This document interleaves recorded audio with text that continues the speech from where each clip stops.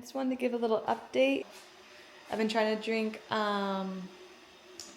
this tea very often because it's supposed to be very good for labor. It is raspberry leaf tea. Samuel's grandmother Lily is very sweet and got me a bunch to last me the whole pregnancy. I want to give you an update on the plants. Oh, look how many that have sprouted. These are all tomato, I believe. Oh, I didn't notice that one. I think in this tray, that's the only one. I can't believe, oh no, look at that. There's 3 coming in here. Right here, 1, 2, 3. It's like the biggest joy for me is looking every morning and seeing what's, oh, in this tray. I didn't notice either. There's a little one coming up right there. Oh, and there. Wow. And then there had been no activity here, and then today, oh, it's 2. I thought it was just 1. I guess we're getting to experience this together. It's 2 coming up. Oh, it just makes me so happy. And in these trays, there has been no activity. And then this one, now look at it.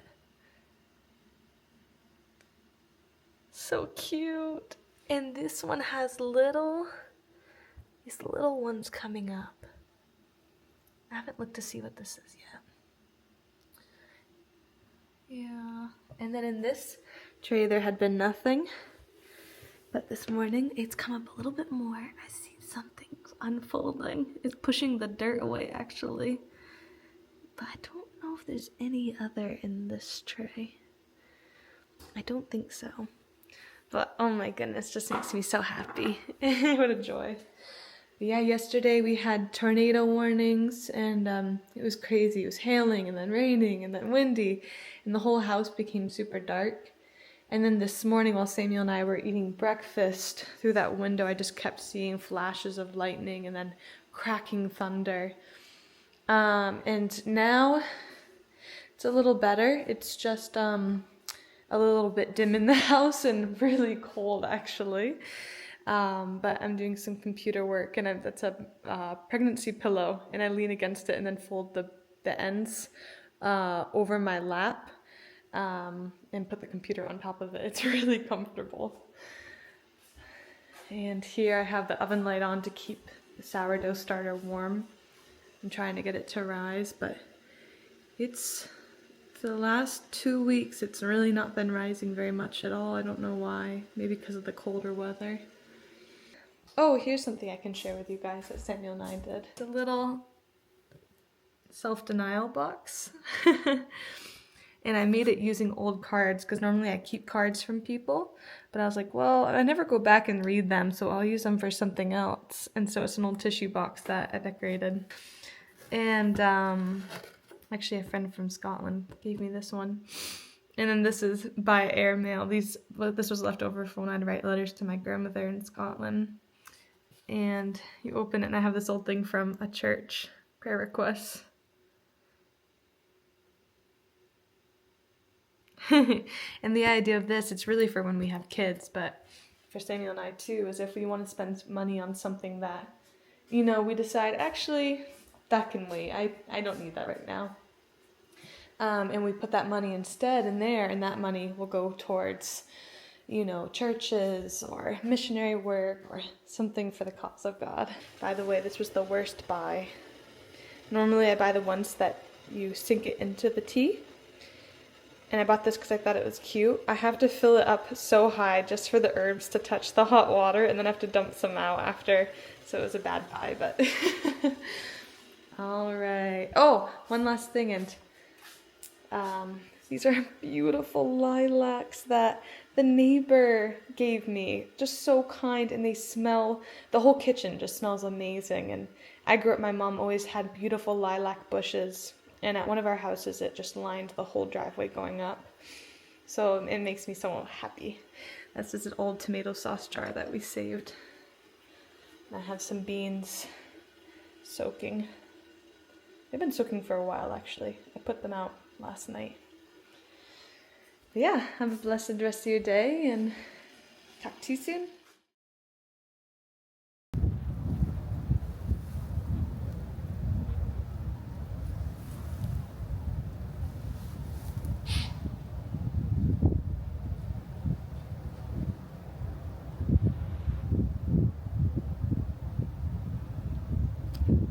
It is raining again today. And actually it's downpouring right now. And it's been thundering and lightning the past few days. Feels like just non-stop. Yeah, I have a little dumpling soup going. It's a hodgepodge. I like to make soup on Friday so I don't have to cook on Saturday. And we're missing a lot of ingredients because it's shopping day. So I have like masa, dumplings in there, and tofu and kale that needed to be used, and leftover beans and an onion and just lots of things. But yeah, you can see. And I've been working on the skirt. My current church dress, the seams are ripping because of my belly. And Samuel and I found, I think I already said it, but we found this children's sheet at the thrift store for super cheap. It's 100% cotton, no stains. And I wanted to make a empire waist dress out of it to hide the bump a little bit. But my sewing skills are just not very good. And I didn't want to buy a pattern, so I decided to go with a pioneer skirt, actually, that my mom makes a lot. And together we made up a little pattern over the summer. And I've made one before, though. It's like the only thing I've really truly made on my own. And so that's what I'm going to go with. I'm just going to make it really high-waisted so it goes above the bump, and put tons of buttons so that it can grow with me. So we'll see how that goes. I'm trying to get it done before church tomorrow, and before the Sabbath starts today. So I'll show you what I have so far going for it. So far I have really just cut it out, sewn it together, and then I basted it and pulled in the pleats. And that's really all I've done so far. So now I need to take a measurement and actually loosen this or tighten it depending on that measurement. I'm gonna go ahead and take a gander right now and say probably loosen it. And then I think the next step is to make the waistband and then attach that on. And then it will just be to make the bottom, do some pleats. So yeah, very simple. All right, so I'm starting to get a little bit big now. So I saw another pregnant woman wearing a skirt, and she wore literally the smallest part of her waist, which becomes above the bump. So I think that's what we're gonna measure. So weird. I'd say 32.5 inches, and then I don't really know what I'm gonna do. I think I might just make the waistband have an extra long tab with buttons, because I know that even this part up here is gonna grow as well. But I want to be able to wear it as well when I'm not pregnant, so.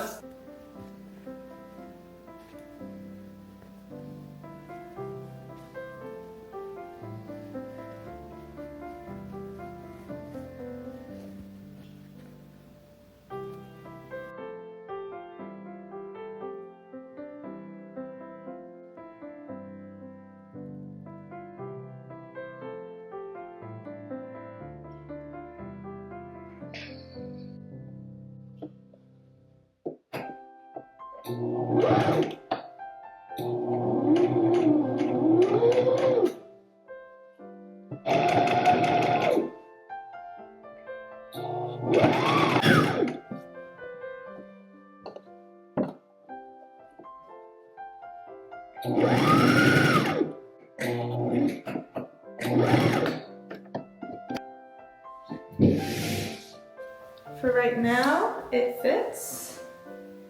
Wearing a skirt when you're pregnant is just so funny because you just look so like boxy. But it fits, so that's really good. So yeah, I think I can start working on the waistband now. On the sheet, like the top part of the sheet is the prettiest part, and it has that big hem. Well, it's really hard to see with the checkers, even not on camera.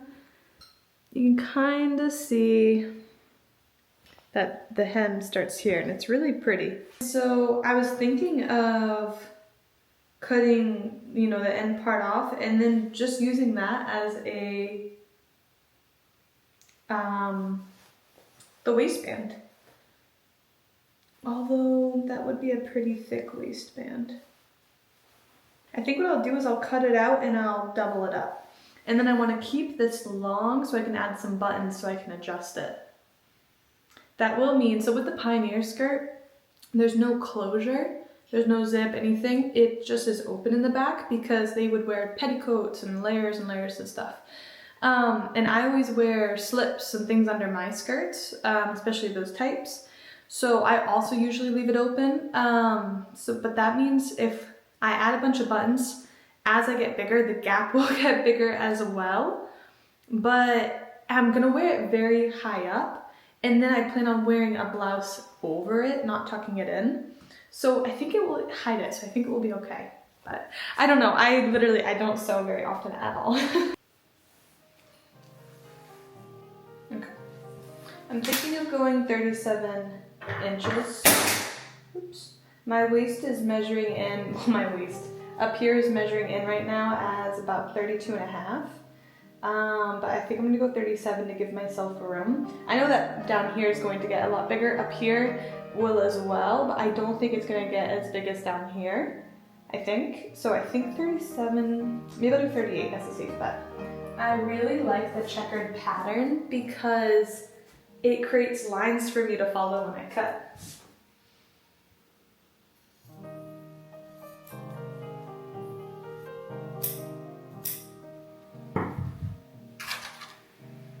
Look at that, so an earthy, very nice looking waistband.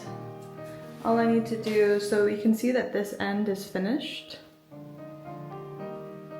but this end is raw. So I just need to fold this end in and sew it. Oh wait, I'm gonna double it, I think. Should I double it? Actually, I don't think I should. Now that I think about it, I think a big waistband would be better, almost creating a yoke. Oh, you know what? It has to fold. I'm remembering, as I do this, I'm remembering how to make the skirt, kind of. I forget that it has to, you sew it on one end of the skirt and then it folds over. So it's gonna end up being skinny anyways. So this end doesn't actually need to be finished. I don't know, I need to look at my notes.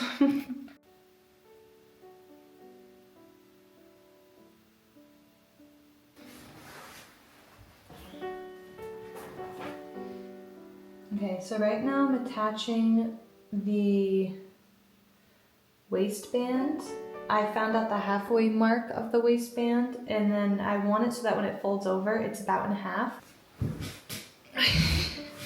I already mentioned it, but I really appreciate that this fabric has these checkers because I can actually sit down to do this because all I need to do is follow the line. Okay. I have the waistband on, this is the wrong side. I have it tacked on, so I'm going to sew it down, and then we'll flip it over, and I will hand stitch the inside, just catching the little underside so that you don't see it. So I cut 38 inches out of my waistband, and my waist, this waist is supposed to be 32 inches when I measured. But the waistband fits with only this much left. We're gonna go ahead and sew it because even if it's way too big, I'll just wear it around my bump. And then I don't even have to worry about growing into it. So I hope I'm not being a lazy sewer, but to go back now would be a lot of work. So I think it will work, but I've been told I'm an optimist. I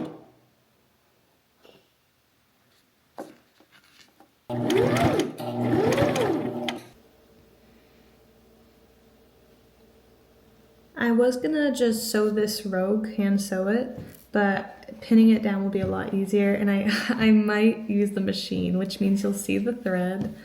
You can see the thread on the front and I think it's cute, so I just want to get this done before church tomorrow. But my mom always said, she said, if you're sewing just to get it done, then don't sew at all. You know, stop now and wait till you'll enjoy it. And I always like that she said that. I think her grandmother would say that to her as well. I think that's where she got it from. Her grandma, my great-grandmother, was an amazing seamstress. And my mom picked up those skills and then she tried to pass some of them on to me, but I wish I learned more. But I get to learn now.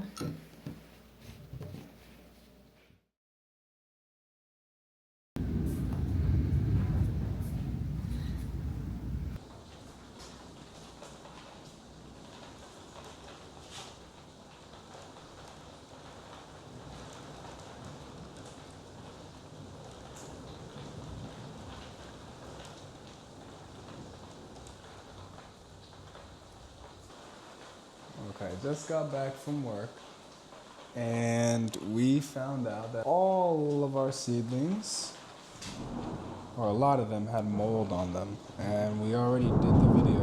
Oh, that would be the thunder.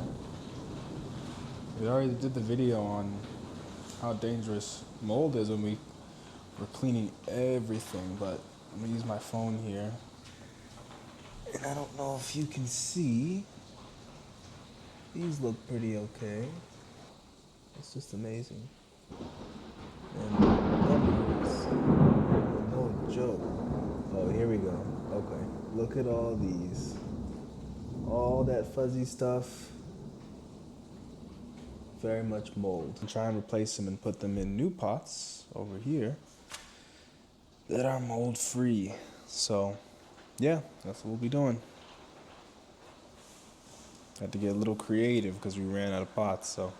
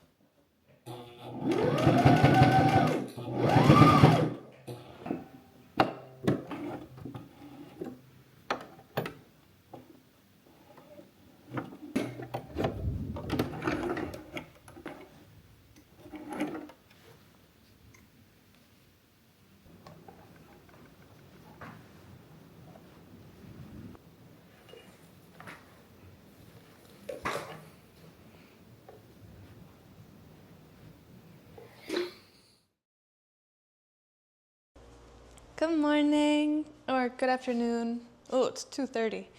It's a lovely Monday, and I want to give you an update on the plants. Look how big. It's crazy. This is, I believe, our summer squash. I don't know what these ones are.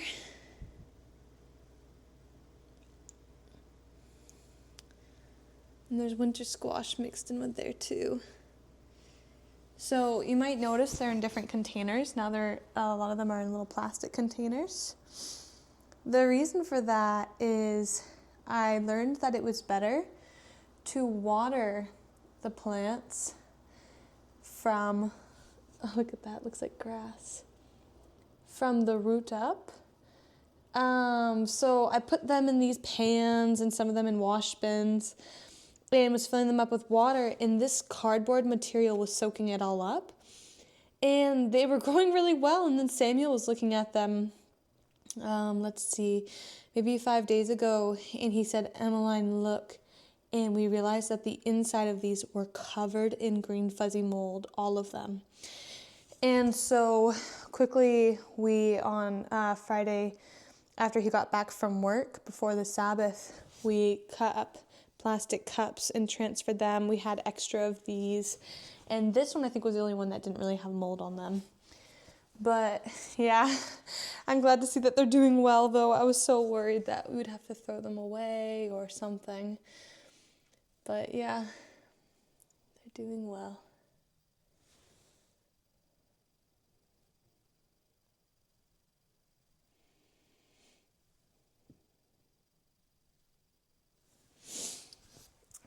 And today, I'm a little behind schedule, but what I'm going to try and do is finish this skirt and get that done. Have the waistband on. I just need to do the buttonhole, and the bottom. I'm going to try and add some pleats. And it also needs to just be folded in nice. It should be set up right, you know, I have this thing down and pushed back. I have the string going underneath and through. I have it set number 1 to buttonhole, but I've just not been able to get it to work.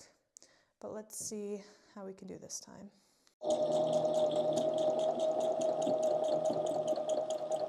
It will start it does one side, goes back, and then it just keeps going forward. I don't understand. Okay, so I could not figure out the buttonhole. So I'm moving on to the hem, and I'll do the button, and the last thing I'll do is the buttonhole. But right now I'm just folding in like maybe an inch or so, maybe an inch and a half. And then I'm gonna fold it again, maybe about 3 inches, and create a big hem. And then once I have that sewed down, then I'll create the pleats. So I did my hem, and now I'm trying to make a little pleat in it because it's still a little too long, and I also had planned to do a pleat. I thought that would be nice. So I'm just gonna iron that pleat down and then sew it, and I'll show you what that finished looks like. I might, if it's still too long, I might add another pleat, we'll see. Okay, the skirt is finished.